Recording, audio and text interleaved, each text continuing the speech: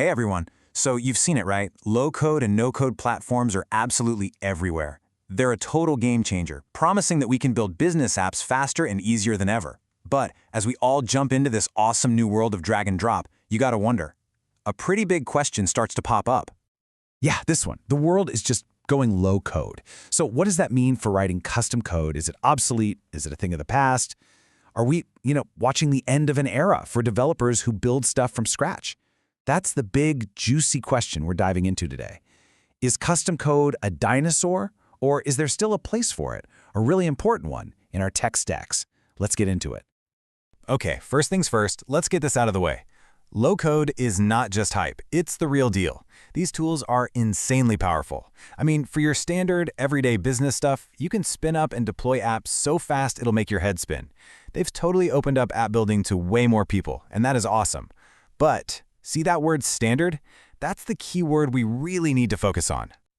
So to really get why custom code is still king in certain situations, we need to pull back the curtain and look at a huge architectural difference. It really boils down to one simple but super critical idea.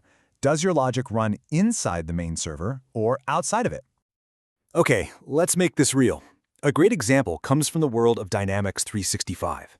When you write a custom code plugin, it runs right inside the server's main process. It's like it's part of the engine itself. But a low-code tool, something like Power Automate, that runs externally, out in the cloud. It's more like a separate machine that's just listening for a signal from the engine. It hears ding, and then it does its thing.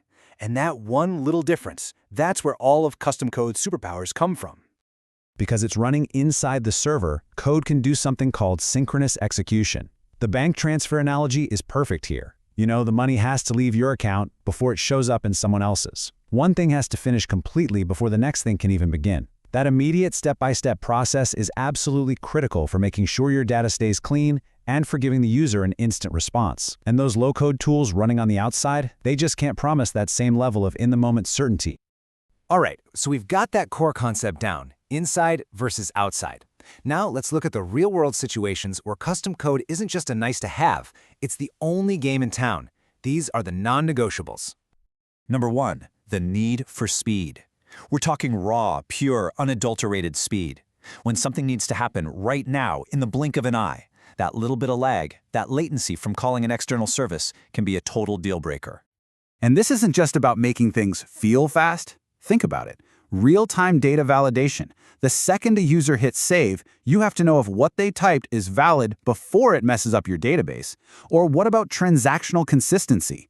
Imagine a complex update that has 3 parts. You need to make sure all 3 parts happen or none of them happen. You can't have it half-finished. These are critical rules, right at the database level where every millisecond counts. All right, use case number 2, absolute control. A huge selling point of low-code is that it hides all the messy, complex stuff, and that's great. But sometimes you need that messy, complex stuff.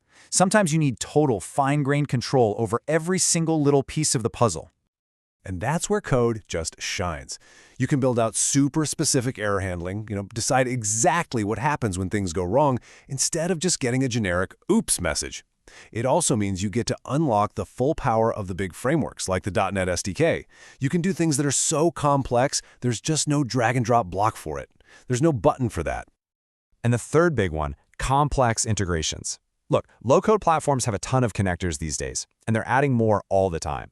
But let's be real, they can't connect to everything, especially if you're trying to talk to some weird custom-built system, or maybe an old legacy platform.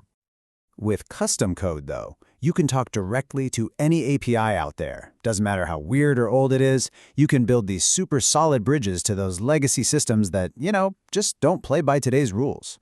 The bottom line is, when you have to go off-roading, when you need to leave the paved highway, custom code is the only 4x4 that's going to get you there. So you might be thinking this is just a Dynamics thing or some other specific platform, but it's not. These trade-offs, they're not a bug, they're a feature. This is a universal truth about the whole low-code philosophy. It's a design choice, and that choice comes with built-in limits. Yeah, check out this quote from projectmanagers.net. It really nails it. It basically says that the things that make low-code so great and easy to use, all those pre-built blocks and the safe, controlled environment, are the exact same things that create its biggest limitations. It's two sides of the same coin. So let's just list them out. We already hit on limited customization, you get that. But what about scalability? If your logic gets super complex, you might hit a wall where the platform just wasn't built to handle that kind of load. And maybe the scariest one, vendor lock-in. Once you build your entire business process on one proprietary system, well, you're kind of stuck. You're at the mercy of their prices, their updates, their decisions. Not a great place to be. Okay, so what's the solution here? It's not about picking a team, team code versus team low code. It's about thinking bigger. It's about putting on your architect hat and being smarter about how you build. This is probably the most important thing to take away from all this. The whole code versus low-code debate, it's a trap. It's a false choice. Think about a master craftsperson. They don't just have a hammer, right?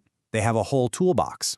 The goal is to know exactly what each tool is good for, know its strengths, know its weaknesses, and then pick the perfect tool for the job you're doing right now. And that leads us to this really great mantra I love: configuration first, not configuration only. What does that mean? It means you always start with the easy stuff, with the low-code, drag-and-drop configuration. It's faster. But you never, ever forget that it's not your only option. You've always got custom code in your back pocket. When you think this way, you really get the best of both worlds. You use low-code for, say, 80% of the work, the straightforward stuff where it's a perfect fit. And that saves you a ton of time and money on development and maintenance. But you save that powerful, precise custom code for the really critical 20%, the super complex, high speed, the business will fail if this breaks kind of logic. So, as we wrap this up, I want to leave you with a question to ask yourself on your next project. It's a simple one. Are you building for short-term convenience, or are you building for long-term performance? Are you just trying to get it done fast today, or are you thinking about the scalability and control you're going to need a year from now? Your answer to that question will tell you exactly when it's time to put down the mouse and pick up the keyboard. Thanks for hanging out with me for this explainer.